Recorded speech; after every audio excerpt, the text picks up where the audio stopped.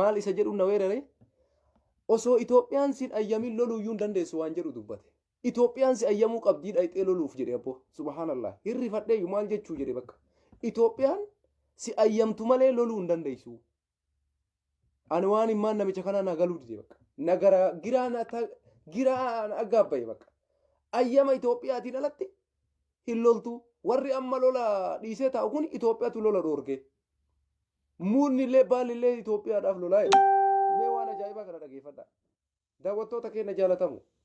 Warroonni haarawataa tan liinkii sangattuqaa yuutuubii kiyya maatii godhadha. Ergaa babbareedduu gara yuutuubiitti illee isinii dabarsaa jira.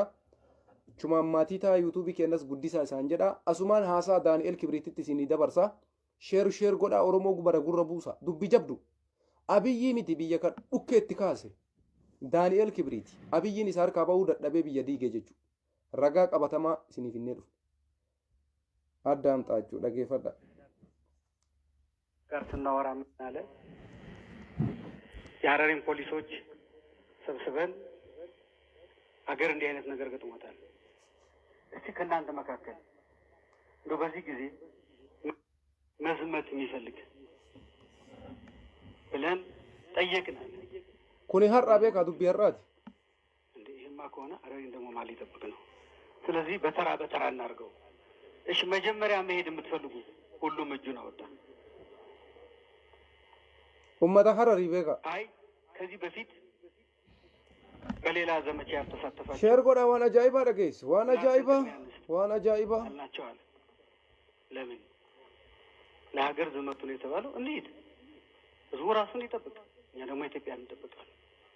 እንዲህ አይነት የሐረሪ ዘማቾች ያሉሽ ሀገር ብቻሽን አትቆም። ፈጽሞ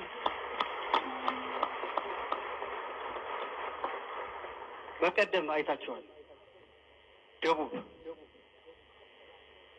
ከ1000 በላይ ከወረዳ እስከ ክልል ያሉ አመራሮች ካልዘመት ብለው ፕሬዝዳንቱን አንቀው ያዙት። እንሂድ፣ የለም ቢሮም ሰው ይፈልጋል፣ በተራ እናርገው። አይ ልክ እንደ ድሮ በጣሊያን ጊዜ በአድዋ ጊዜ የነበሩትን ሰዎች ታስታውሳላችሁ አይደለ?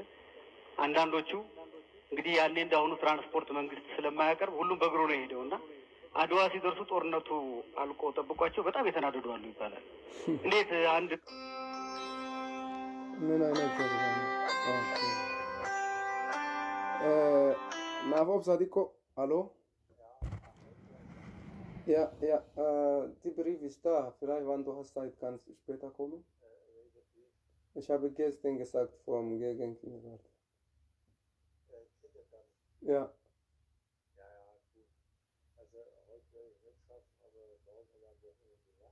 Okay, alles klar. Nein. Auch nicht. Ja, okay. Bis dann, ciao. ዋን አጃኢባ ደገሱ ሼር ጎድ ደግሞ ማመራሮች ተሰብስበው አይ በተራ እናርገው ቢያልቅስ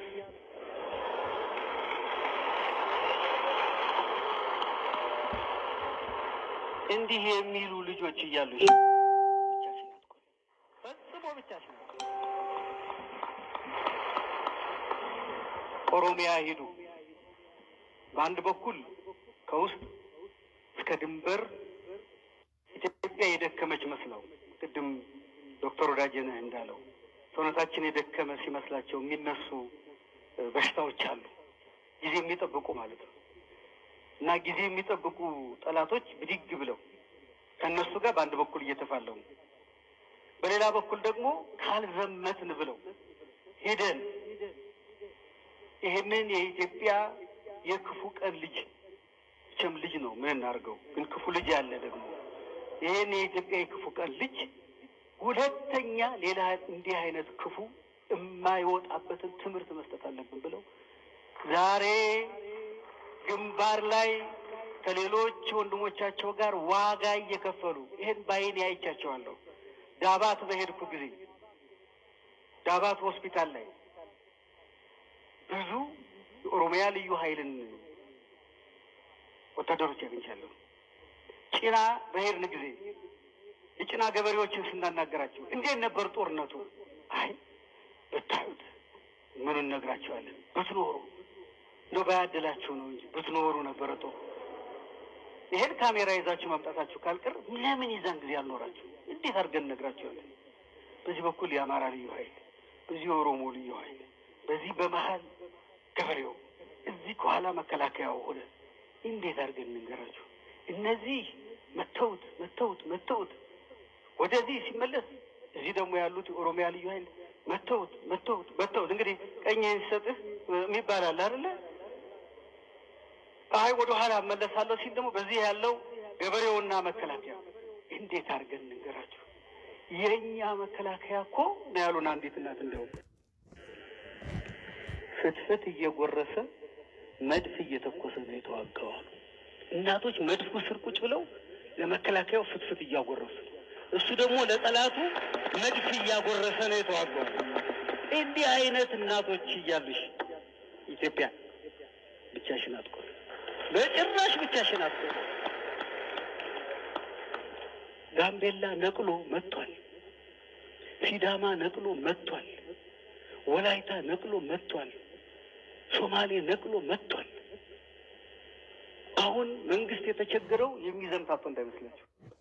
ኩኒ ዋን inni haasa'aa jiru waan nama ajaa'ibu wallaahi namni fayyaa qabu amma haasaa isaa kana osoo dhageettanii maraattan namichi kuni fayyaa hin qabu abiyyitu fayyaa hin qabne jedhaniimi indahum namicha kanatu abiyyi akka fayyaa dhabu godhe mee namni haasaa isaa kana dhageettan laala wayita asii raayyaan ittisa biyyaa matfii tokkosu dubartoonni teen asii nyaata gurshiti jedhaa bar nyaata asiin milishaa oromoo asiin liyyuu haylii odoo carraa lola sanii argadhee jedhan jedhe laal dhaqeetiniin gaafa lola san arge osoo kaameeraa kana qabattanii deemtanii maal abbaa isaa qaba jedhe meel jarana dhageeffadha wallaa waan akkanaa takkaa dhaga'een beeku inumaayyuu coranna lole siin jedha bakka coranna lole አሁን የዘማች እጥረት የለብንም የቀሪ እጥረት ነው አሁን የገጠመን ከልክ በላይ ሆኖ በቃ ሰው ደሙ ፈልጦ ተንተክትኮ ሳንደርስ እንዳያልቅ ነው አሁን ሰው የተጨነቀ ያለው maal jedhaa jira beektanii nama lola deemuu miti amma kan rakkisaa jedhu warra osoo nu dhaynee lolli nu jalaa dhuma jedhee cinqamaa jiru jira jedhe lolumaayyuu deemnee osoo nu carraa loluun argatin lolli dhumuu hedanu jalaa jedhanii nu rakkisaa jiran jee bakka isin nama lola deemuu dhabdanii jira akka eessa godhaa beektanii harar keessa taa'ee uummata harargee gowwoomsee bifa kanaa lola oofaa jira lolli nu jalaa dhumaa jira jira dhageeffadha waan isin ajaa'ibu kun namichi ምድር እያንቀጠቀጡ ኢትዮጵያ እንዴት ብቻሽን ትቆሚያለሽ? በጭራሽ ብቻሽን አትቆሚ። በጭራሽ እስቲ አፋሮቹ ነው ያዋቸው። በቀደም ታሪክ እኮ ነው የሰሩት የአፋር እናቶች። እንዴት የጌጣይቱ ተዋግተው እንደምታውቁት በአፋር በረሃ ውሃ ነው ውድ፣ ውሃ ውድ ነው። ውሃውን የያዘ ነው የሚያሸንፈው። ሄዱና ሁለት የውሃ ጉድጓዶችን ቆረጡባቸው፣ ያዙት። ምን ይጠጡ? እባካችሁ ውሃ ስጡን አሏቸው። ክላሻችሁን ስጡንና ውሃውን ሰጣችኋለን። እንዲህ አይነት ጁንታው ሚሊዮን ከሚይዝ ግመል ቀንድ ብታበቅል ይሻላል የሚሉ ጀግኖች እያሉሽ ኢትዮጵያ ብቻሽን አትቆይ፣ ብቻሽን አትቆይ። የኪነ ጥበብ ባለሙያው ካልዘመትኩ ብሎ የሚያስቸግርባት በቀደም የተወካዮች ምክር ቤት አባላት ስብሰባ ነበራቸው። አሁን ስለ ሀገሪቱ ሁኔታ ለመወያየት ተወያይተው ሲጨርሱ እነዝመት የእኛ እዚህ ተሰብስቦ ህግ ማውጣት፣ ህግ ማጽደቅ፣ ህግ ማርቀቅ ምን ይጠቅማል? ሀገር ከተዘናች በኋላ ህጉም ይረቃል፣ ህጉም ይጸናል። አቶ ታገሰ እስቲ ቆዩ፣ ግድ የላችሁም እኛ ከዚህ እንሂድ፣ ምን ሞት ከሆነም እኛ እንሞታለን፣ የተረፋችሁ ታውጡታላችሁ ህጉን። እንዲህ ባለ ጊዜ እዚህ እንደመቀመጥ ያለ ኃጢአት አለ ወይ የሚሉብሽ ሀገር ብቻሽን አትቆሚም። ፈተው እስቲ የልጆቻችሁን መንፈስ ይዩት፣ እስቲ የህፃናቱን ልብ እንኳን ይዩት። እንዴት ነው የሚንገበገበው ስለ ኢትዮጵያ? እድሜያቸው አልፈቅድ ብሎ አቅማቸው አልፈቅድ ብሎ ሁኔታዎቹ ስለማይፈቅዱ እንጂ ህግም አቅምም ሞራልም የሚፈቅድ ቢሆን ኢትዮጵያ ውስጥ ህፃን ይተርፍ ነበር። አሁን መሀል ሀገር እነዚህ ሁሉ ተንገብግበው የሚነሱልሽ ኢትዮጵያ ብቻሽን አትቆሚ። ቆመሽም አታቂ አትቆሚም ፈጽሞ ብታጪ ፈጣሪን አታጪ ኢትዮጵያ አትቆሚ ዛሬ የኢትዮጵያ ልጆች እንደ እሳት የተነሱበት ጊዜ ነው በከተኮተኮት ሲኒካ ደማ harra ijoolleen Itoophiyaa jedhaa jira bar Itoophiyaan kophaan dhaabattu wayita asii manni maree bakka bu'oota seera baasuudhaaf seera tumnaa biyya tanaa furmaata kenna jedhan noo jennee dinne furmaanni kakaamu lola booda warra gara lolaa haa deemnu jedha jedhe Itoophiyaa har'a ijoolleen Itoophiyaa har'a biqilte ijoollee akka ibiddaati jedhe ijoollee akka ibiddaa biqilchite Itoophiyaa jiraa jira የኢትዮጵያን ታሪክ ዝም ብላችሁ ስታዩት አንዲት ነጥብ አለች የጠላት ግፍና ትዕቢት እያየለ እየጨመረ ሄዶ የኢትዮጵያውያን ትዕግስትና ቻይነት እያለቀ ሄዶ ሁለቱም ሊገናኙበት ፖይንት አለች ግፉ እየጨመረ ይመጣባት የኢትዮጵያውያን ትዕግስት ያለቀ እነዚህ ሁለቱም የሚገናኙበት ቦታ አለች لا حول ولا قوة إلا بالله يا ابو ቀን ከኢትዮጵያ ሰራዊት ፊት ከመቆም ገለባ ከሳት ፊት ቢቆም ይሻላል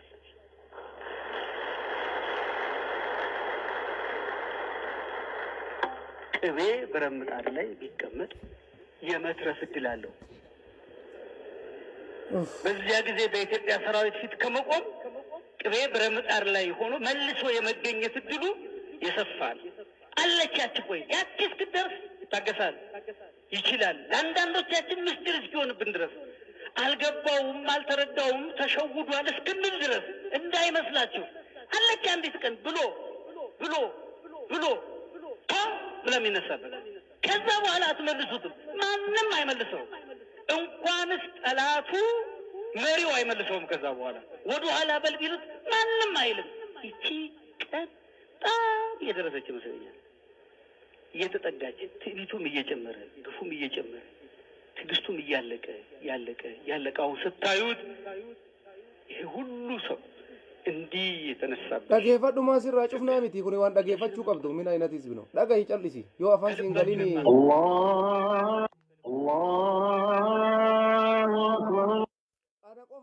ummanni oromoo mataa miilli kee dhageeffachuu qabda hiikkaa isaa yoon beekin siifaa hiikkamu obboleesso nurraa cuuf hin jedhin wanni inni jedhaa jiru waan inuman jedhamne bara waan akkanaa cuufi jechuun hin barbaachisu dhageeffadhuusi አሏት ኢትዮጵያ እንዲህ አይነት ልጆች ነገ ይመጣሉ ሚሊዮኖች እንዲያውም እንዲህ አይነት ጊዜ ኢትዮጵያን መልሶ የሚሰራ ጊዜ ነው አሁን ዛሬ ብዙ ምዕራባውያን ሚዲያዎቹ ምኖቹ ከሷ ጋር ላይ ቆሙ አንደኛ አይመጡናት እሷ ጋር ለመቆም የሆነ ነገር ይፈልጋል ዝም ብሎ CNN ተነስቶ BBC ተነስቶ ከሷ ጋር የሚቆምላት ሀገር አይደለች አይመጥናት በጭራሽ እንዲያውም ቆማለሁ ካሉ ዋናማ አጃይቡ ለገፈዳ ኦሮሞ ኑራ ጩፍ ያጭ ቀምን ጀይና ኩዋን ቁን ነገሪ ጉዳ ቀቡ ሃሶፍኒ ነምጭ ኩናሳ ጅሩ ዋን ሰሙ ነማ ወረሩዳ ጠብልብ ያላቸው ናቸው ዝም ብለው በሆነ ነገር ወዲህና ወዲህ የሚሉ ስማ ያመጡናት እንዲህ ያለ መከራ ሽንኩርት እኮ ተከትፎ ድንች ተከትፎ ዘይት አጠገቡ ተቀምጦ ማንንም እኮ አይማረክም እነዚህ ሁሉ ድስት ላይ ተቀምጠው መቁላላት ሲጀምሩ ትንሽ እሳት ሲነካቸው ግን ሽታው በሙሉ አካባቢውን ይጠራዋል እዚህ ቤት ምን አይነት ወጥ እየተሰራ ነው ማን ይሆን ሰሪዋ لا اله الا الله محمد رسول الله كل البناماتي متيابونا አዘዋ ይጠራል ገና ብዙዎቹን ደና ፍንጫ ያላቸውንና ጥሩ ነገር ማሽተት የሚችሉትን በሙሉ ይጠራል የትም ቦታ ያሉ እኔ አይደለም በህይወት ያሉ ኢትዮጵያውያን ዛሬ የሞቱት እንኳን አጥማቸው የሚዋጋበት ደረጃ ነው ኢትዮጵያማ ብቻዋን ልትቆማቸው ሊስትሮች ካለቻቸው ጫማ ጠርገው ለመከላከያ ያዋጡ ያሉባት ሀገር የኔ ቪዲዮዎች ቀለምነው ለመከላከያ የሚያዋጡባት ሀገር የታክሲ ሹፌሮችና ረዳቶች ቀን ይሄን ያህል ነው የምሰራው ይሄ አንዱ ለመከላከያ ነው የሚሉባት ሀገር የቀን ሰራተኞች የቤት ሰራተኞች ካልዘመትኩ የሚሉባት ሀገር እቺማ እንዴት ብቻዋን ትቆማለች ብቻዋን ቆማ ማጠቅ አሏት የሚመጡ እንዲህ ባለ ጊዜ ማንም የማያውቃቸው የተኙም ይመስሉ የሌሉም ይመስሉ አሏት የሚመጡ አይታዩም። ብዙ ጊዜ ምዕራባውያን በዳታ በስታቲስቲክስ ስለሚያምኑ ነው። የኢትዮጵያ ሰራዊት ለስታቲስቲክስ አይመችም፣ ለጥናት አይመችም። ደስ ሲለው ተራራውና ወንዙ ወታደር ሆኖ ታገኝታላችሁ። አሁን ይሄን ምን ብላችሁ ነው ስታቲስቲክስ ውስጥ የምትከቱት? ደስ ሲለው አህያና በሬው ወታደር ሆኖ ታገኝታላችሁ።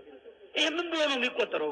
ምን ተብሎ ነው የሚቆጠረው? ሜ ኦሮሞ ኦብሳ ዋና ሰው ምን እንቸከና ሳጣባቲ ምቲ ወሪ አፋን ከነ ይካቤ ኳዳጌ ፈቱፍ ሲኒ ኩዳቤ ኦብሳ ሜ ሲለው ዝናብና ፀሐዩ ሲዋጋ ታገኝታላችሁ። በአፋር ምድር እኮ ልንገራችሁ፣ አፋሮችና ግመሎቻቸው ብቻ አይደለም እየተዋጋሉ፣ የአየር ንብረቱ ጭምር እየተዋጋሉ፣ የአየር ንብረቱ ጭምር። የኢትዮጵያ ተራሮች ይዋጋሉ፣ የኢትዮጵያ ወንዞች ይዋጋሉ፣ የኢትዮጵያ ሸለቆዎች ይዋጋሉ፣ የኢትዮጵያ አራዊት ይዋጋሉ። እነዚህን ማን ነው ከወታደር የሚቆጥራቸው? አሏት እንዲህ የሚመጡ ማንም በቁጥር የማያሰላቸው። እነዚህ ሁሉ የሚቆምልሽ ኢትዮጵያ፣ አንቺማ ብቻሽን አትቆም።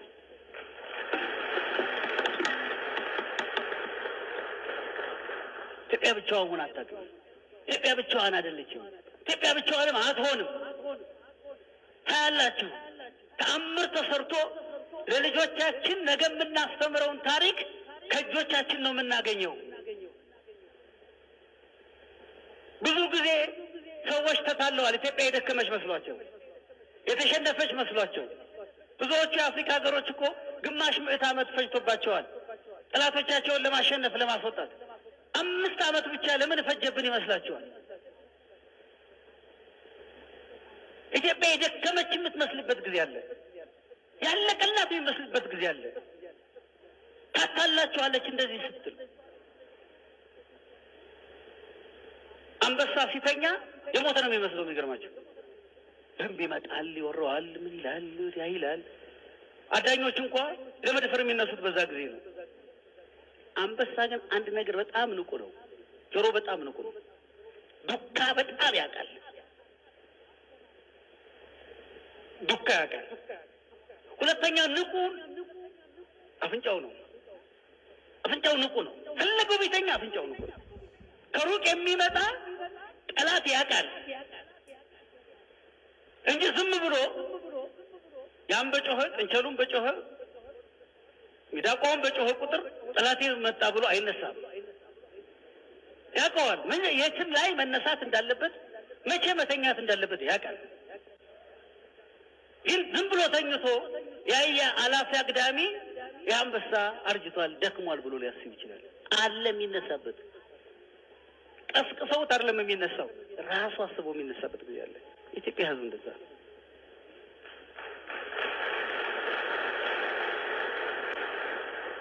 በየት ሀገር ነው የዩኒቨርሲቲ መምህርና ተማሪ ቾኩንና ብዕሩን ቁጭ አድርጎ መሳሪያ ተሸክሞ ለሀገር የሚዘምትባት ሀገር የት ነው ያለው? amma dhaggeeffadha amma isinii hiikaa deema amma asirraa waan jajjaba dhufaa jira haasaa jabaa waan inni jedhaa jiru agartee biyya kam keessa jedha biyyi barattoonni yuunivarsiitii kitaaba isaanii qabatanii qawwee gurmurra kaasanii lolaaf deeman biyya kami jechaa jira amma asirraa waan jajjaba haasaa waan amma dubbattan kana caalaa waan badatu jira as keessa waan isin ajaa'ibu waan inumaayyoo osoo haasaa kana hiikkaan isinii galee coraa kana isin butu jira namichi maraasuu dhabu መኪናውንና ንግዱን ቁጭ አድርጎ መኪና ዳቤ ጀዳ ነጋዴን ተራው ጋራ ሽጉጥ አጥቆ የሚዘምትበት አደረገ። የት ነው አርግቴ ሽጉጥ ይዛ ፉዳቴ ብያፍ ከደሙ ብየ ከሚ ጀዳ ኢትዮጵያ ማለት ብቻ በብርቅነት የሚገኝባት ሀገር ስለሚመስለን ነው እንጂ አይደለም።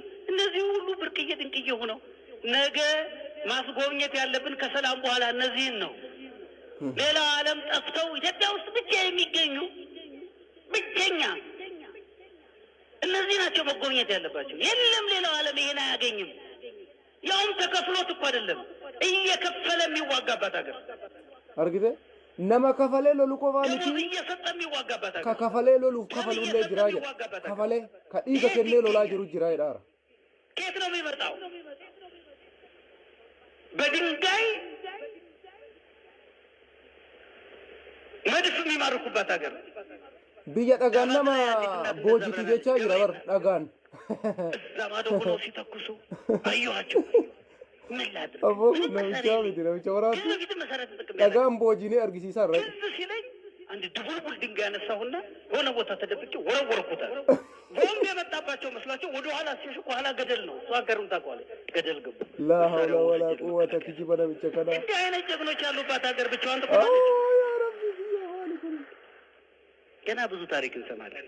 ዋን አጃይባ ደገተን ጀደ ገና ታሪክ አጃይባ እንዲህ ባለ ጊዜ የደጋና መቦጂቱ ከሰ ጅራዳ የማንጠብቃቸው አንዳንድ ሰዎች የሚጠብቋቸውና ተስፋ የሚያደርጓቸው ሰዎች የሚገባቸውን ያህል ባለመስራታቸው ይበሳጫሉ። ለኢትዮጵያ ለመዝመት ሊፈቀድልህ አርግቴ ኢትዮጵያ ዳ ሎሉዳ አየመና ከና የደ ጋፋታ ነም ጀራ ጅራ ላል አመረ ገፈዳ ወን ጅራ ፍቃዳ እንታ ኡጀነ ዲነ ጀደ ኢትዮጵያን በርባጅ እሺ ኢትዮጵያ ዳ ሎሉን ቀብደን ጀነ ዶግነ የቻ ጅራ ደጋይላ ካልተፈቀደልህ ኢትዮጵያ ውስጥ ኢትዮጵያ ዮሲን ፈቀዲ ሎሉ ዩ እንደንዴቱ ኢትዮጵያ ካልፈቀደችልህ ስብህን በወርቅ ቀለም አጽፈው ቀለም ማሊቲ ጻፈው ቀበ በቀለም ወርድ ሞማል ጀራ ጅራ ቀለም ሀናን ጻፈው እንደንዴቱ ኢትዮጵያን ሲያየምቴ ሎሉ እንጀቱ ማለት በአምስት ዓመቱ ወረራ ጊዜ እኮ አይተናል። ብዙ የውጭ ሰዎች ተፈቅዶላቸው መጥተው ታሪካቸውን መጽሐፍ ብቻ አይደለም ታሪካችንንም ሲፈቀድላቸው በአድዋ ጊዜ እኮ መጥተዋል። ሲፈቀድላቸው ያልተፈቀደላቸው የሀገራችን ሰዎች ሲጠፉ የተፈቀደላቸው የውጭ ሰዎች እኮ መጥተዋል። ሲፈቀድ ነው ጎበዝ፣ ሲፈለግ አይደለም፣ ሲፈቀድ ነው። በርባደኒ ቲም ይገደ አየምኒ ጎዳሜ ፊሎ ለማለ ኢትዮጵያ ዳፍ ጀራ ጅራ በር ያ ሱብሃንአላህ ብቻዋን ሆነ አታውቅም። ከሰማይ እስከ ምድር ብዙዎች ከሷ ጋር ይቆማሉ። አንዳንዶች እየታዩ፣ አንዳንዶች ሳይታዩ፣ አንዳንዶች እየታወቁ፣ ሌሎች ሳይታወቁ።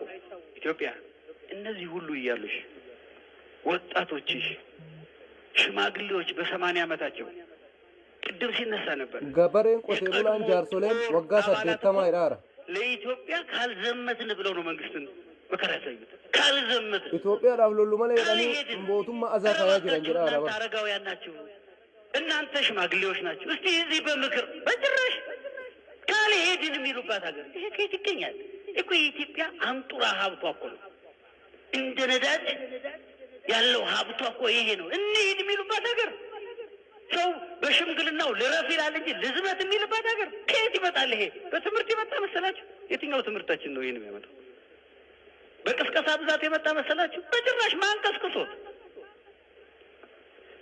አደራጅተው ነው ይመስላችኋል? ኧረ በጭራሽ አላት ኢትዮጵያ። ሌላ መንፈስ አላት፣ ሌላ መንፈስ አላት። ሰው የምትጠራበት እንኳን ሰውን ተራራውን የምትጠራበት፣ ወንዙን የምታሰልፍበት፣ አራዊቱን የምታሰልፍበት፣ ዛፉን የምታሰልፍበት አላት ሌላ መንፈስ ሰው የማያውቅላት። እነዚህ ሁሉ አብረዋት ነው የሚቆሙት። እነዚህ ሁሉ ከሷ ጋር ለመቆም እየተነሱ ነው። እነዚህ ሁሉ አሉሽ። የወላድ መካን አይደለሽም። በየዘመኑ ጠላትሽም ብዙ ነው፣ ልጅሽ ደግሞ ከዚያ በላይ ብዙ ነው፣ ወዳጅሽም ከዚያ በላይ ብዙ ነው። ነባር ወዳጆቿ ሲክዷት እኮ በጸጥታው ምክር ቤት ቆመው የሚሞግቱላት አሏት እኮ ልጆች። መች አጣች? መች የሚቆሙላት አጣች? ግን ለኢትዮጵያ መቆም ፈቃድ ስለሚያስፈልግ ማንም እንደፈለገ ዘው ብሎ ስለማይገባበት አትናደዱ። ገሌ እንዲህ አላደረግም አትበሉ። ባይፈቀድለት ነው እዘኑለት። ለኢትዮጵያ ለመዝመት ያልተፈቀደለት ሰው ነው ደረት መድቃት። ወዮ ይሄ ያልተፈቀደለት ኢትዮጵያ ምን ብትሆን ነው? ምን አርጋ ብታየው ነው ያልፈቀደችለት ተብሎ መታዘን ያለበት ለሱ ነው። ታገፈተኒ ጅርታ ማልቱ ሲኒ ዳጋያማ ወር አፋን አማሪፋ ሲኒ ዳጋም ani waan kana wanni isin dhageessiseef eebada ilma hiyyeessaa, eebada ilma qotee bulaa ka waan nyaatu hin qabne ka waan dhugu hin qabne. Amma namichi kun haasaa inni haasa'aa jiru keessatti waan inni haasa'u hundi waan kijibaa bichaadha. Waan takkatti waan dhugaa dubbataa hin jiru. Itoophiyaan loluudhaaf ayyama si barbaachisa jechaa jira. Ayyamamtee hin lolaayyuu osoo jettee loluu hin dandeessu itti sin dhiisanii ja'a bar. Dirqama ayyama sii kenname Itoophiyaan si ayyamtee Itoophiyaan si eebbistee loli siin jettee lola seenta malee in lolaayyuu yoo jettee loluu hin dandeessu jedha. Ka akkas ta'e uummata maa darartarre akka amma inni jedhu kana ka ta'e milishaa jaartii dullatti dubartii ulfaa kararraa walitti qabdanii duuda garana jedhi garana maaltu kana mara fidere xayib milishaa ganda keessaa sassaabuu maaltu fidere ujoollee magaalaa hunda keessaa baasii 10,000 baasii 5,000 baasii 3 baasii 50 baasii 100 guuruun maaliif barbaachise wanti akkanaa ka jiraate waan isin ajaa'ibu wanti namichi kun haasa'u wannummaan dhukkuba biyya sanitti ta'ee Abiyyi Ahmad jechuudha 2018 namicha karaa nagayaatiin dhufe namicha fayyaa qabu namicha qulqulluu ta'ee dhufe Abiyyi warri macheesse waan ufii nyaatu nyaachisee waan ufii dhugu obaasee marfee ufii waraannatu waraanee Abiyyiin Ahmadarra afaan Daani'el Kibriit dubbatu kanaan garaagarummaa takkan dubbatu namichi addunyaa biratti beekame addunyaa biratti jabaa jedhamee akka addunyaatitti ilma nagayaatii mootummaa nagaya buusuu danda'u jedhamee badhaasa looreetii addunyaa fudhate Abiyyi Ahmad jara akkanaa kanattuyyuu waan inni qabu keessaa lafa gannaqanii hargufanii mataa qabanii afaan gaggaragalchanii jechuudha. Afaan gaggaragalchanii mataa keessaa gad hargufanii waan ufii qaban kana itti naqanii har'a gadalii keessa wal galchanii Itoophiyaadhaa loluudhaaf Itoophiyaan si ayyamuu qabdii jira. Inumaayyuu warri Itoophiyaadhaaf kottaa lolaa jennee kadhannu osoo hin taane carraan maaliif nu ga'uu dhabe carraan lolaa jennee aarutti warra jiru baay'ataa jira. Carraan nuun kennitanii deemnee lollaafuyyuu nama komatee mootummaa aarsaa jiru jira. Qotee bulaa dabalatee barsiisaa barataa fedha isaatiin uummanni kun marti lola deema jedhee mootummaa komataa jira. Jaarsoleen umriin isaanii waggaa 80 akkamiin lola nu dhoofne carraa kan akka nu argannu maaf nu goone yani mootummaa komataa jiran jira. Itoophiyaan kophaa isiin dhaabattu jedha. Yoo jedhu argitanii Itoophiyaan kophaa isiin dhaabattu nuti gara isaaniiti Itoophiyaa miti jechuudha bar. Akka amma namicha kanaatitti Tigraay Itoophiyaa miti waraanni adda bilisummaa Oromoo Itoophiyaa miti Itoophiyaan Daani'el Kibriit jechuudha. Laalame dogoggora garagaa'u gartari. Namni isaan loluuniidhaaf ummata qotee bulaadhaan gadi bahi jaarsaan gadi bahi barsiisaan gadi bahi amma maal jechaa jira beektaa namichi kun dubbii isaa kana faallaa isaa deebistanii ilaaluu dandeessan. Daani'el Kibriit waan jedhe poozitiiviidhaan laalta. Faallaa jechuun oppoozit isa jedhamu sana afaan Ingiliffaatiin. Jaarsolee waggaa 80 dirqama loluu qabdan jedhanii quba funyaan keessa kaayaa jiran jechuudha jarri. Jaarsoleen hin lolla jettee gaafachuu osoo hin taane loluu qabdan jedhanii warra waggaa 80 mana yaasanii lola oofaa jirraa jechuu isaati. Hiikkaa biraa of keessaa hin qabu. Wanti Daani'el Kibriit jechaa jiru dargaggeessa osoo hin taane jaarsa waggaa 80 dirqamaan lola oofaa jirraa jedha. Akkana galabbaxxee ilaaluu sirra jira dubbii jara kana. Itoophiyaadhaaf barsiisaan hin lola jedheen beeku. Qotee bulaan hin lola jedheen beeku. Isaantu dirqamaan mana dhaqee qotee bulaadhaan loluu qabdan jedhanii kataaskiitiin gadhaabuu qabda jedhanii waan jedhe dhageette birrii kafalanii loluu qabna jedhanii warra birrii kafaluu jira. Warra fedha isaatiin listiroo irraa kaasee hojjataa mootummaa taaksii warri dalagu. Warri baasii keessa sumsaarii jedhan kana hojjetu hundi isaanii fedha isaaniitiin jedhe.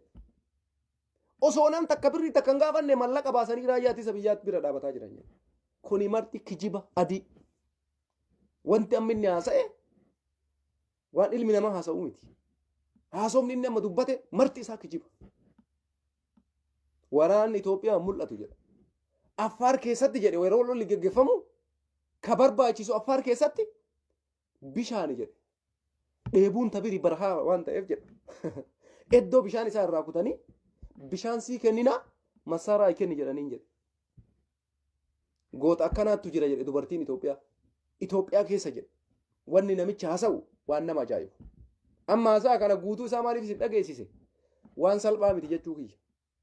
Biyyi sun nagaa argachuudhaaf hin deemtu. Haga warri akka Daani'el Kibriit seeratti dhiyaatanitti Itoophiyaan yeroo takkaaf sakandii takkaaf hafuura baafachuudhaaf hin deessu. Wareegamni uummata biyya sanii sakandii takkaaf boqonnaa kennuudhaaf hin taa'u. Kana beekee uummanni kenna uummanni Oromoo of qopheessuuf sirra jira. Wanti deemaa jiru waan ulfaataadha. Jarri kun haga mataa itti hidhaniitiin gara tokkotti baasanitti ummata lolatti oofuun alatti tasgabbiidhaan marii goona wanni jedhamu sammuu isaanii keessa inumaan jiru. Jiraatus ammoo namni jara kana waliin mari'atu hin jiru. Ummanni Oromoo wareegama guddaa kafaluu eddan qophaayaa of qopheessa. Qotee bulaan barataan, barsiisaan, jaarsi, jaartiin, dargaggeessi, dargaggeettiin, daa'imman illee hundi keessan. Jechi Daani'el Kibret har'a dubbate Harar keessatti dubbate beeka. Haasofni kuni Harar irratti akka inni haasa'ee jalqabetti Harar irratti godhame. Bulchiinsa Harar jedha. Harariin naannoo kam akka ta'e hin beeku. Baay'inaan ammoo haasaa isaa san nam tokko isteeppiidhaan isin hiikuu danda'a. Miidiyaa Oromoo irratti jechuudha. Garuu wanti namichi dubbate waan ulfaataadha. Waan hammaataadha. Abiyyi gadalii kagalche jara kana jechuu kiyya. Abiyyiin kaleessa nama nagaa ture. Kaleessa isan beeynu, kanaan dura isan beeynu, bara 2018 nama jabaa ture. Nama beekumsa qabus fakkaata, nama hayyuus fakkaata ture. Har'a san mara keessaa haqanii Daani'el Kibriitii fi Abiyyi waan garaagarummaa takka qaban hin haasa'a. Waan ufii itti naqate namichi kun Abiyyitti. Marzii ufii qabu Abiyyitti naqe. Marfeedhaan haa ta'u, nyaataan haa ta'u, dhugaatiin haa ta'u. Dhukkuba ufii Abiyyiin naqe. Abiyyiin badhaasa addunyaarraa fudhate har'a yakkamaa ta'e addunyaa biratti naannefamaa jira jechuudha.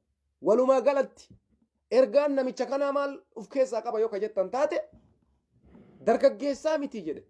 Barataa miti, barsiisaa miti, qotee bulaa miti. Jaarsi waggaa 80 lola kanarratti hirmaachuun dirqama isaati jechaa jira. Dirqama. Namni fedhaan osoo hin taane dirqama hirmaachuu qabdanii, jiraachuun qabdanii, yoo nuun jiraanne jiraachuun qabdan jechuu isaati bara. Itoophiyaa jechuun Tigraay yoom Itoophiyaan ala taatee beekti takka. Itoophiyaadha bara. Mangistuu Hayilemaaraamis yeroo aangoo irra jiru ya Itoophiyaa xilaat jedheetuma Tigraay lolaa ture. Tigraay dhufee aangoo qabate waggaa 27 bulche. Itoophiyaa dhammaan itti fufe malee Itoophiyaa xilaata ta'e itti fufne. Karaa isin agartan karaa Jibuutii kana. Humna elektirikii isin agartan kana Tigraayitu hojjechiise. Kondominiyeemii har'a Abiyyiin qoode ka Finfinnee saaman kana Tigraayitu dalage. Humna ifaa humna elektirikii maalii gadaa jedhanii Oromiyaa keessa waan jiru kana hunda Tigraayitu hojjete. Giddibii Abbaay ka Abiyyiin ittiin har'a propoogaandaa siyaasa godhatee ittiin dalagu Tigraayitu dalage. Alaabaa har'a Abiyyiin amma qabatee walaabbalu federaalizimii jedhee kaa'u kana alaabaa kana Tigraayitu fide kokkobii kana jechuudha. Federaalizimii kana Abiyyiin waan takka fidee hin beeku. Waan har'a jiru hunda Tigraayitu hojjete. Qabeenya Itoophiyaan qabdu akkanatti waa mara tolchee karaa Finfinnee keessa aspaaltii ta'e magaalota hunda keessa aspaaltii gane kana Tigraayitu hojjete. Osoo xilaata Itoophiyaa ta'anii maa godharre? Har'a jarri kuni ummanni Tigraay akka waan Itoophiyaan ta'inii tokkotti fakkeessanii dubbachaa jiran. Waraanni adda bilisummaa Oromoo ABO shanee jedhanii numaayyuu dabalatee jechuudha. Nuti amma Itoophiyaan jedhamnu isaan biratti. Garuu lammummaa Itoophiyaa harkaa qabna. Isaan caalaas Itoophiyaa jaalanna. Isaan caalaas Itoophiyaa jaalanna. Lammummaa Itoophiyaas harkaa qabna. Garuu keenya nu harkaa akka buusanii ayyabnu. Oromummaa nurraa mulqanii nu malee nam faarsina ana Daani'el Kibriit malee yoo inni naan jedhen fudhadhu.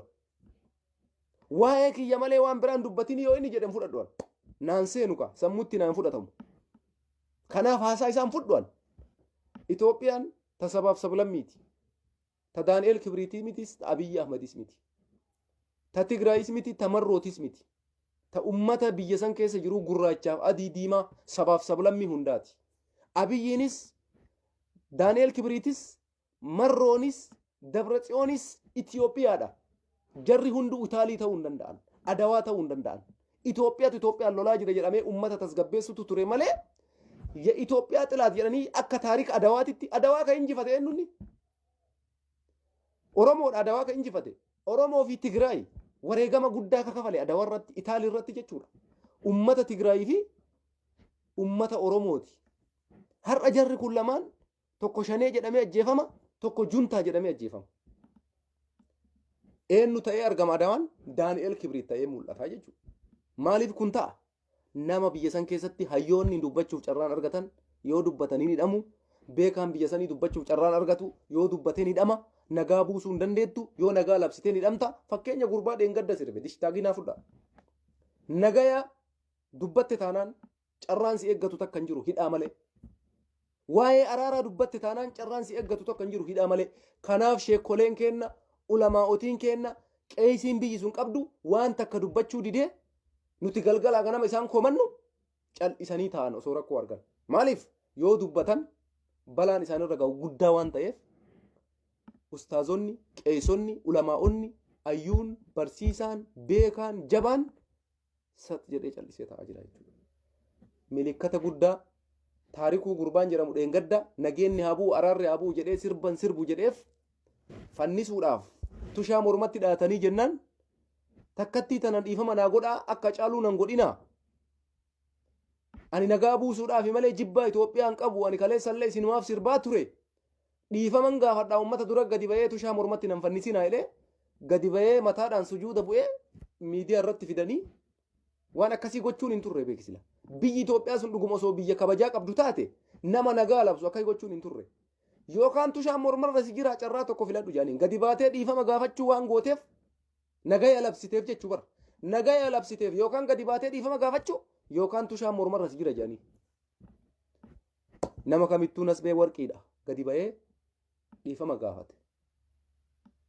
Itoophiyaa jechuun isii tana jiran nagaya labsuun fedhan. Eenyutu kanan barbaanne Daani'el Kibriiti. Warra aangorra jiru Abiyyi Ahmad dabalatee yoo nuti nagaa labsinee jenne nageennitti burbu'aan nu dhufuu hin danda'u. Nuti warra nagayaatii miti. Ilmaan hiyyeessaa fixuuf qophoofne, ilmaan hiyyeessaa waraanatti oofuuf qophoofne, lafarraa dhabamsiisuudhaaf qophoofne, kaayoon keenya ilmaan hiyyeessaa lafarraa xuruuruudha ka jedhu karoorfatanii waan dhufaniif har'as Tigraay biyya biraa taate, waraanni adda bilisummaa Oromoo biyya biraa ta'ee, Daani'el Kibriit Itoophiyaa ta'ee, Abiyyiin Itoophiyaa ta'ee jara kana balleessuudhaaf jaarsi waggaa 80 illee loluu qaba jechaa jira jechuudha. Wanti namicha haasa'e kanuma. Hiikkaa sanfaallaa gargalchitanii yoo laaltan kanuma. Kanaaf inni wanni jedhe Itoophiyaadhaa loluudhaaf Itoophiyaan sayyamuu qabdi jedhe. Ka akkas ta'e Xayyib nama baay'eetu jira. Ka dalagachuu barbaadu, ka qotatuu barbaadu, ka naggaadatuu barbaadu. Maal lola ooftarre? Dirqamaan ooftanii osoo isaan hin fedhin ganda kana keessa tiisitettanii dirqamaan fuutanii maal lola ooftan. Gaafa akkasitti Itoophiyaan ayyama namaa keettee ati qof Itoophiyaan si barbaaddi koottu loli jettanii maaf waamtanii loltan. Ummata miskiina osoo hin barbaanne dirqama lola ooftanii maaf lolchiiftan. Osoo wanni inni jedhe kun jiraate waan isin ajaa'ibu. Kanaafi waan ulfaatatu as deemaa jira. Waan hamatu as deemaa jira. Homa hundaafuu Oromoon qophaa'uu si barbaachisa. Qophoo jabaa godhuu si barbaachisa. Qophoo jabaa. Oromoo uf ta'i. Woboo ta'i keessaaf alaan. Biyya san keessatti wanti nama si godhu tokkochi marroo qofa jaalattee jibbite. Itoophiyaa keessatti nama ta'uu yoo barbaadde marroo qofaarra wanni takkatti hin galmaan si ga'u. Saniin alatti salphattee jirta yaa Oromooti. Salphattee jirtaa. Jabaadhaa Oromoo dammaqaa. Bakka jirtanii wal kakaasaa. Rakkoon dhufaa jiru rakkoo hamaadha. Rakkoo cimaadha. Abiyyiin Ahmadii miti ka biyya bulchaa jiru jaran. Abiyyiin Ahmadii miti ka biyya balleessaa jiru. Warra isaa waliin jiru akka amma haasaa dhageeffattanii kanatu Abiyyi Ahmadillee rakkootti oofee inni sarara waan dubbatuu fi waan haasa'u wallaalee dirqama waan takka waan qabatee gadhiisu dhabee namichi kaleessa badhaasa addunyaa fudhatee jedhe har'a addunyaan na jibbite addunyaan natti naafte jechuutti hafe. Otoo itti naafanii bara warqiin badhaasanii kaleessa. Addunyaan itti ni naafne warra kanatu isa balleessa jechuudha. Kanaafi rakkoo cimatu as deemaa jira. Kanaaf wal qabatee gammachuu guddaa asumaan isinitti himuu barbaannu xilaanni hinjifatamee jira. Daani'el Kibriit akkana godhatamuuf lubbutu asitti gale. Lubbutu asitti gale. Haasofni inni irra godhe kuni indahuma haasaa badaadha. Kanarra waan carraa deebi'ee haasaa godhuu argatu natti hin fakkaatu. Maaliif kana jette yoo jettan dhumatee jira yeroon isaanii. Jaarsi waggaa 80 lolee Daani'el Kibriit hambisuu hin danda'u warra. Hin jiru sun dhumatte yeroon isaanii kute. Carraan takkattiin isaan qaban lubbuu isaanii takkatti qaban dabarsanii kennuudha. Amma booda namni jara kana lolee baraaruu jiru takka illee hin jiru. Baraaruu siin qaban. Ilmaan Oromoo biyya keessa jiran poolisii Oromiyaa ta'ee humna addaa Oromiyaa ummata Oromoo waliin dhaabadha. Ummata Oromooti tumsa. Warra akkanatti sobee fakkeesseetiin Itoophiyaan kophaan dhaabattu jedhee kaan xilaata Itoophiyaa godhee of Itoophiyaa godhee haasa'u kana hin dhagahina. Hundi keenya Itoophiyaadha. Jawaar Muhammad Itoophiyaa, Baqqalaan Garbaa Itoophiyaa, Hacaaluun Itoophiyaa, anis Itoophiyaadha. Achi keessa dhaladhe, achi keessa guddadhe. Gaafa ani Itoophiyaan ta'in Oromiyaa naa sararaa kaa kophatti. Sinii gala. Itoophiyaa ittanii eeganu ajjeesuu nurraa dhaabuu hin barbaanne Oromiyaa nuun sarara. Isin Oromiyaadha ja'a nu baasa. Yookaan anis lammummaa Itoophiyaa harkaa qaba anis Itoophiyaadha. Itoophiyaan Daani'el Kibriit qofa miti. Hacaaluunis Itoophiyaadha. Baqqalaan Garbaa Itoophiyaadha. Hamzaan Booranaa Itoophiyaadha. Marroon Itoophiyaadha. Daani'el Kibriit Itoophiyaadha. Dabratsoonis Itoophiyaadha. Hundi isaaniitu lammummaan isaanii Itoophiyaadha. Sabatti Tigraay. Anis sabaan Oromoodha. Itoophiyaadha garuu. Kana kaaduu hin dandeessan. kanaaf jaran addaan galuu yoo ka barbaachisu taate ummanni keenya ummanni Oromoo akka Oromootitti dhaabachuus hin barbaachisa. Yoo kal'oo addaan hiikkachuulleen ka barbaachisu taate Oromoon akka Oromootitti dhaabbannee fala keenya halaallannu saniin gara kaanitti akka amma jarri kun deemaa jiran kanatti ummanni Oromoo hafuudhaaf hin teessan. Haga yoom ilma namaatiif ergamtanii dhumtan yaa banii Adam. Haga yoom isin gowwoomsee kun isin ergata. Haga yoom isin gowwoomsee waraanatti isin fixa kun akka Oromootitti dhaabadhaa. Gaafa san yookaan Oromiyaa ta'uu yookaan akka barbaannetti sabaaf sablammiin qabu biyya san keessa kabajamee jiraachuudha. Anis Itoophiyaadha mirga kootiif nan falma. Oromoodha garuu sabummaa kiyya dabarsee hin kennu. Hayyuu kiyya dabarsee hin kennu. Artistii kiyya kanarraa du'e gumaa ni gaafadha. Hin cal'isu. Nan falmaa. Hin cal'isu. Dhiiga Hacaaluutiif nan falmaa. Hidhamuu Jawaariif nan falmaa. Miidhamuu Oromootiif nan falmaa. Saamamuu dachii Oromiyaatiif nan falmaa. Itoophiyummaa kiyya si waakkadhu. Haga Oromiyaan kophaa baatutti waraqaan kiyya Itoophiyaadha jedha. Lammummaa Itoophiyaa harkaa qaban arga. Sinii galee jiran. Dhugaa jirtu fudhattanii. Dhugaan jirtu tana. Ani Itoophiyaadha. Garuu sabatti Oromoo. Bakka feetetti waraqaa kiyya narraa fuutee yoo laalte Itoophiyaadha jedha. Oromoodhaan jedhu. Oromiyaadhaan jedhu. Yookaan biyya teenya ayyama nuu godha. Oromiyaan akka biyya taatu.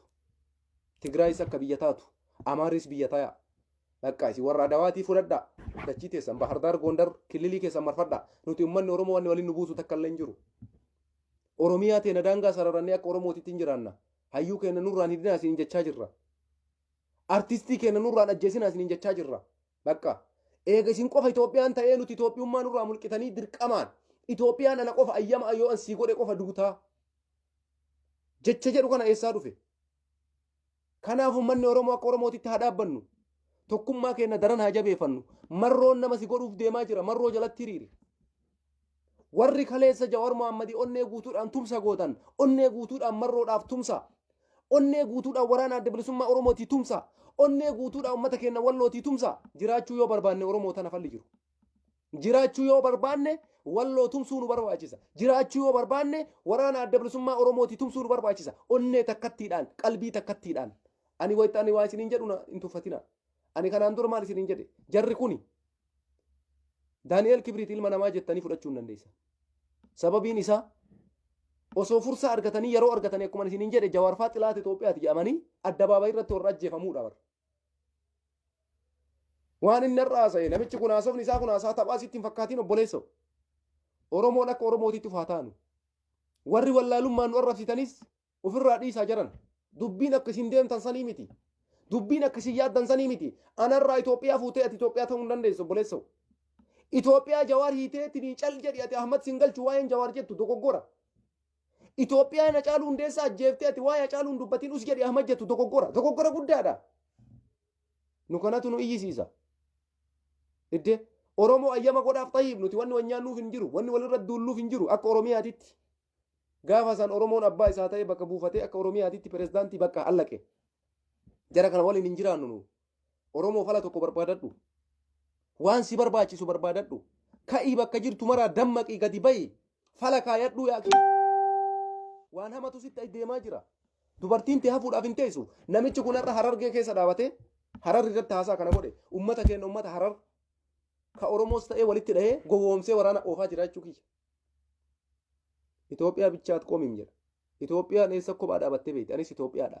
Ani ilma Adawaa keessaa tokko. Adawaa ka hinjifate Oromoodha. Adawaa ka hinjifate Tigraayi. Daani'eel Kibriit waa'ee Adawaas hin beeku kijibduudha. Isaan warra hinjifannoo namaa dhufee qalama isaaniitiin galmeessuudha.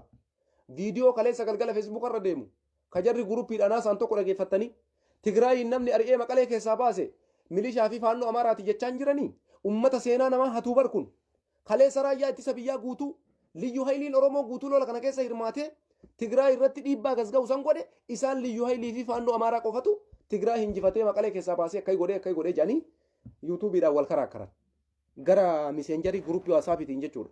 Uummata seenaa hatu wajjin jiraachuu barbaaddan ijoollee Oromoo wallaaltu. Yoo Oromummaa dhugaa qabaattan marroo jalatti hiriirree waan marroon godhaa jiru kana tumsinee fi Oromiyaa haa baraaru. Ufis haa baraaru. Hayyuu keenya haa baraaru. Barsiisaa keenya haa baraaru. Sheeka keenya haa baraaru. Qeesii keenya haa baraaru. Qotee bulaa keenya haa baraaru. Dachii keenya haa baraaru yaa Oromoo. Barri kun bara baay'ee walii obsanii miti. Jarri kun bineensa. Daani'el Kibriit faa namaa miti warra Abiyyi jallise kun jara warra Abiyyi Ahmad kaleessa addunyaa biratti beekamtii godhatee badhaasa noobilii akka fudhatu ayyama addunyaan isaa gootee nama jabaa jettee Awurooppaa fi Ameerikaan tumsitee fi akka inni badhaasa fudhatu goote har'a Abiyyi Ahmad santu waan takka waan keeriin dubbatu hayyuu Oromoo hidhuu waraana labsuu lola labsuu diqqaa hidhuu guddaa hidhuu sabaan qoodee guuruu Tigraay Itoophiyaadha abbaa feete ta'i Tigraay Itoophiyaadha eenyummaanuu kana falmuu hin dandeessu marroonis Itoophiyaadha eenyummaanuu kana falmuu hin dandeessu shaneen isin jettan sun anis shaneedha garuu lammummaa kiyya yoo narraa fuutee laalte Itoophiyaadha jedha shaneen Itoophiyaadha Itoophiyummaan irraa mulquu hin dandeessani garuu waan isin falmaa jirru waan dhugaati hayyoota keennan hidhinaa hayyoota keennan ajjeesinaa ka ajjeeftan gumaa kafala ka hiitan hiikaa kun yakkaa miti jedhan yakkaa miti kun haasofni namicha kanaa waa baay'ee nama dhagahama waa baay'ee na dhagahame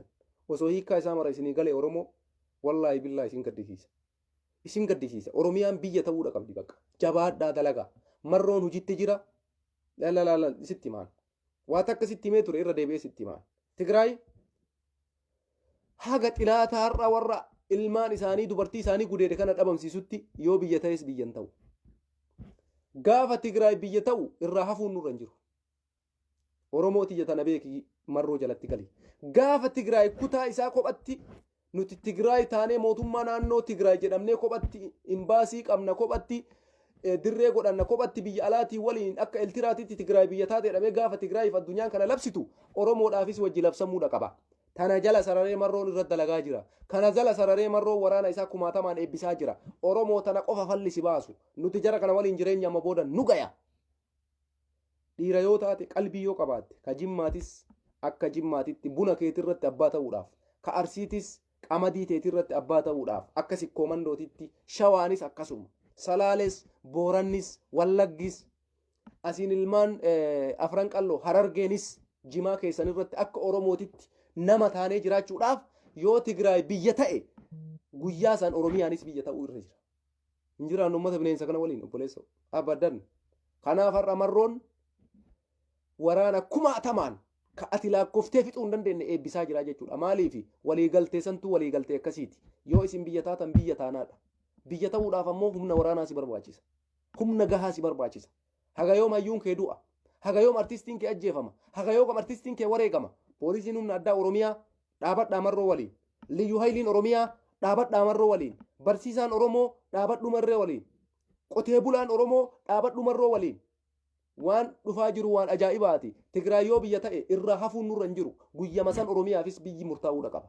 Keeyyatni 39 Tigraay yoo kenname Oromiyaadhaafis guyyaa san kennamuudha qaba. Kana caala waan Jawaar hidhanii irra ta'aniif hin jiru. Kana caala waan Baqqalaa hidhanii irra ta'aniif hin jiru. Kana caala waan Gumaa Caaluu awwaalaniif hin jiru. Nuti akka Oromootitti mootummaa naannoo Oromiyaa warri hin jedhus uf gama rakkoo dalagamaa jiru. Haasofni namichi kun haasa'u waa baay'ee nama dhaga'ama. Kanuma isiniin jedha walloon haa tumsamtu, walloon haa jabaattu, walloo bira haa dhaabbannu, tumsa haa goonuuf yaadaan, waa maraan, humna dandeenyuun, nyaataan, dhugaatiin. Waan deemaa jiru quban qabdan isin jedhana. Haga yoom namni keessaa fuudhamee ajjeefamee ati kutaasanii ati akkasii Abiyyi maal jibbaan? Jibbaa takka Abiyyi irraan qabuwan dhugaa isinitti malmaan Oromoon arrabsitan. Jibbaa takka qeessa kiyyaa kan Abiyyi irraan qabuwan. Abiyyi namni jallise dhugaa sitti ma Daani'el Kibriit. Haasaa Daani'el Kibriit ijoolleen Oromoon dhageettan isin warra beekaa jallate. Haga saantiimii qeensaa kanan jibbuwan Abiyyi. Garuu Jawaarii kaleessa Oromoo ifaaje waggaa 10 dabre Tigree jala dhaabatee Abbaay Tsaayyee jala dhaabatee Suyyum Masfin dura dhaabatee wayyaanee dhabamsiisuu qaba jedhee jara dhabamsiisee har'aan Jawaarii sanganee Abiyyi faarsuu qaba kanaan jettu hin godhu waan san dhugaa sitti hima hin godhu. Hacaaluu Hundeessaa wayyaanee dura dhaabatee umrii isaa guutuu falmaa ture du'a Hacaaluutiif hin dubbatin yoo ati naan jette hin godhu sanaan. Hin godhu an Abiyyi jibbaaf godhaan jiru warra Abiyyi jalliseetu jara kana siin jechuu kiyya. Warra akka Daani'el Kibriit kana. Siikalee obboleessoo. Jara kana waliin jiraachuun nu gaya. Tigraay biyya taanaan irraa hafuun nurra hin jiru. Marroon kanaaf waraana kumaatamaan eebbisaa jira. Kanaaf waraana kumaatamaan eebbisaa jira. Kuni mistira gurra si haa buutu. Warri marroo arrabsitu lasheedha. Tigraay yoo mara jabaatte xilaata ofii kana warra dhukkee isaanirraa kaase jim goote biyya ta'uuf deemti. Gaafa san nutis waliin taana jechuu kiyya. Taphattii miti walii galtee waraana adda bilisummaa Oromootii fi waraana TDF. Dubbii jabduu misxirri jabaan isa kana. Tigraay biyya taatee Oromiyaan irraa hafuudhaaf hin teessu. Nuti Daani'el Kibriit wajjin hin jiraatu Oromoon abadan. Kanaaf marroon jabeessi leenjii isa uummata Oromoo kakaasuu ganda takka keessaa nama miiliyoona baasuu dandeessa. Har'a gidaamii harkaa qabda. Gidaamii keessaa nama 1000 baasuu dandeessa. Oromiyaa kutaa qabatte keessaa 1000 baasuu dandeessa. Jabaadhu. Walloon har'a magaalota akka Kamisee Sanbatee bilisa baate keessaa 1000 baasuu dandeessan. 1000. Isinitti malaallaan. Tigraay jara kana mataa itti hiitee gara biyya ta'uutitti yoo ceete Oromoo atis irraa hafuun sirra hin jiru. Tana sammuu keessa kaadhaa ta'a. Ijoolleen nu arrabsitan nu jibbaa biyyi hin qabnu dhaabbadhaa nurra yoo Oromoo taata. Isinitti mu yoo Oromoo taata nurra dhaabbadhaa. Yoo ammoo dhugumaan Oromoo ta'uu baattaniitiin sanuma keessa shakafata jiraattan suni waan biraati si waan feetan nuun jechuu dandeessa. Garuu ilma Oromoo dhugaa yoo taate obboleessoo dhaabbadhuuf laal. Hacaaluu Hundeessaa inuma jaalattan kaleessa. Abiyyi illee jaaladha rakkoo takka illee hin qabu Oromoo taanaan jaalattanii. Garuu nu arrabsuun isinirra hin jiru. Nu waan Abiyyi mormaa jirruuftu jira. Waan Abiyyi dura dhaabataa jirruuf qabna nu. Waan Abiyyi mormaa jirruuf qabna. Sababa malee miti ka Abiyyi mormaa jirruuf. Waan kaleessa gaafanne deebiin argatiin. Hayyutu nurraa hidhame. Jabaa qabnu nurraa ajjeefame. Sii galee dhiisaa bu'aa takka isiniin qabu. Nu garuu dogoggora takka illee hin qabnu. Dhugaa isinitti hin beekaa Abiyyiin. Isallee waatu rakkisee cal'ise. Warra akkana gadi ba'ee ayyama Itoophiyaan gootuuf malee Itoophiyaan si ayyamtu malee loluuyyuu hin dandeessu jaa barra. Itoophiyaan si ayyamtu malee. Ka akkas ta'e maaliif rakkatan manni miskiinii rabbii kiyya? Ka akkas ta'e daa'imni booji'amee Tigraay haasofsiiftu dirqamaan na fidan maa jaa maa dirqamaan lolchiiftarree tayyib. Dhugaa dubbiin kun eega ta'e daa'imman maal lolatti ooftan? Fidaa birrii agasii jettanii birrii uummata irraa maa guurtan? Eega namni fedhaan Itoophiyaa du'u jiraate inni adeemu injifatee dhiise maaf dirqama barbaachise ree obboleessoo? Waan nama dhaga'amu waan baay'ee nama dhaga'amu waan baay'ee nama gaddisiisu waan baay'ee nama gaddisiisu waan ilmi namaa dhaga'uudhaaf hin mallee barku waan jedhamullee hin barbaachifne waan hin jedhamnellee jecha akkanaa hin jedhamu bar akkatti naasa'amu jarana Itoophiyaa jaalachuun baranis Itoophiyaan jaaladha bar hin kabaja Itoophiyaa kaleessallee Itoophiyaa jibbinee hin beeynu Itoophiyaa maa jibbitaa yoo jettanii na gaafattan hin jibboon Itoophiyaa warra Itoophiyaa jedhu kanatu jibbamuudha qaba Daani'el Kibriit. Jawaar hidhee irra taa'ee Hacaaluu ajjeese ana ammoo lammummaa Itoophiyaa kan harkaa qabu ati Itoophiyaa mitii naan ja'a adawaa na godhuu barbaada Itaalii ani Itaalii ta'uu hin danda'u jara Dabratsiyoon Itaalii ta'uu hin danda'u warra Itaalii injifate jara marroon Itaalii hin danda'u ta'uu hin danda'u warra Itaalii injifate jara adawaa warri injifate ummata Oromootii fi ummata Tigraay yaa dhugaan jirtu kanuma. Warra kaleessa parsantii guddaa lafeen isaanii gaara adawaa keessa gadi bututte Oromoo isinarra shanee jettanii ajjeeftan tana jechuudha. Warra kaleessa lafeen isaa 1000 gaara adawaa keessa gadi butute Tigraay isinarra juntaa jettanii ajjeeftan kana jechuudha. Kanaan fudhatan isaan garuu warra seenaa hatu. Injifannoo raayyaan ittisa biyyaa galmeesse milishaa Amaaraati ani faannoodha jedhanii galmeeffatan. Ammumaayyuu seenaa hataa jiranii har'a. Sa'aatima kanatti bar osoo waliin jirru osoo akkana laallu waan raayyaan ittisa biyyaa dalage galmee isaanii irra galmeessan jira. Eenyutu injifate faannoof milishaa. Bakka Itoophiyaan jaraa mire. Jarana nugaa bakka nugaa uummanni kun uummata of hin beekne. Uummata of hin beekne uummata jaarsa waggaa 80tiin lola deem jedhu wajji jiraachuun hin barbaachisu. Tigraayis ta'ee Oromoos ta'ee yaada isa dhumaa irra ga'uu barbaachisa yaada isa dhumaa. Garuu haga waan kana gara tokkotti buufnutti walii tumsuun dirqama kenna.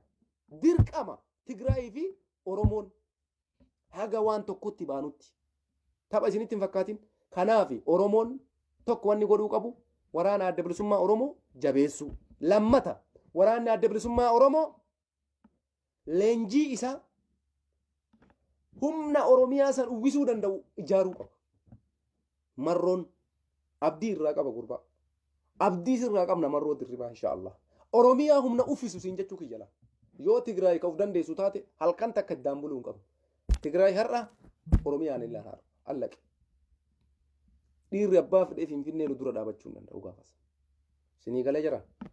Kanaaf jaran tanarratti dalagaa kaayoon keenya isa kana. Nuti kaayoo abiyyi jibbuu hin qabnu.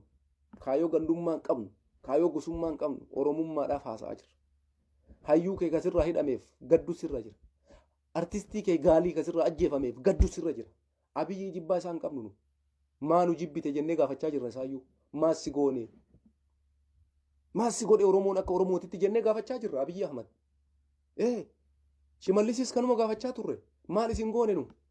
Carraa aangootti ba'uu isinii kennine. Carraa muummicha ministeeraa ta'uu isinii kennine. Maali yakki kenna jennee gaafachaa turre. Deebii dhabne. Isinii galee. Kanaafi akkuma Adaanech Abeebee televiziyoonarra dhufte maannoo maasee ka'u.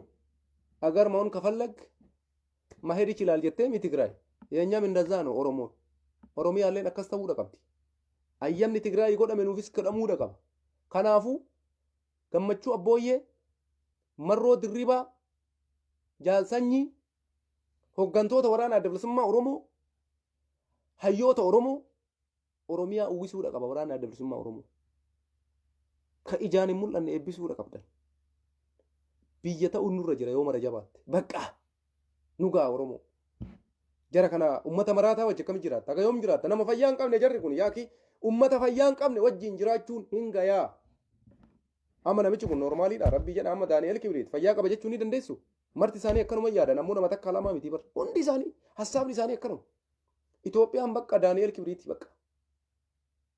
bakka hatta nabiyyi kana yeroodhaaf malee Itoophiyaan jedhanii ni bar osoo haalli itti mijaa'e isa wanna achitti ta'anii bira laalaniif Oromoon cabsuufi bar ummanni kun ummata ajaa'ibaati bar Abiyyi Ahmad wanna achi bira ta'aniif ilma Oromootti aangorra jira jedhee Oromoon irra bakka sadii wal qoodee wal cabsaa jira kanaaf itti fayyadaman malee Abiyyi isuma mataa isaa ya Itoophiyaa xilaati yaaniin osoo diqqoo carraa argatan Itoophiyaan Daani'el Kibriit dabalatee warroota akka taammaanyi bayyanee kanniin bakka nuti Itoophiyaa miti garuu waraqaan nu baannee deemnu Itoophiyaa ma jedha ani na ajaa'iba waa hunda keessatti namni du'aa fi wareegamu namni wareegama qaalii kafalu adawarraa kaasee agarraatitti ilmaanuma Oromooti sabumaaf sablammiidha ummata Sidaamaa Qimaanti Walaayitaa Maarree Affaar kanniinumatti waliin dabalamee wareegama kafala garuu isaan ammoo ofii isaanii qofa Itoophiyaa bu'anii nutti argisiisan baay'ee nama dhukkubsa baay'ee nama dhukkubsa baay'ee nama dhukkubsa kanaaf ilmaan Oromoo nuti kaayoon kenna tokko yaa Oromiyaan biyya ta'u yaa namni kamuu qixa kabajamee wal qixxummaadhaan jiraachuu kanaafi dhaamsi ani ijoollee adda bilisummaa Oromooti dhaamu Oromiyaa ofiisuu isinirra jira harka qullaa osoo hin taane waraanaan marroo kiyya jabaadhu nama nu godhu jabaadhu rabbi sii haa tumsu hin injifatta itti jirta jabaadhu bakka geettetti Oromoo dammaysi walloo tiyya jabaadhu magaalaa bilisa sii baate jabeeffadhu humna ijaari darajja'i yaa darajja'i waan dubbatamaa jiru dhageeffatte waan dhageettanii miyaasaa kana walloon dhageetteemi jarri kun warra si xabbafatee si nyaatu warra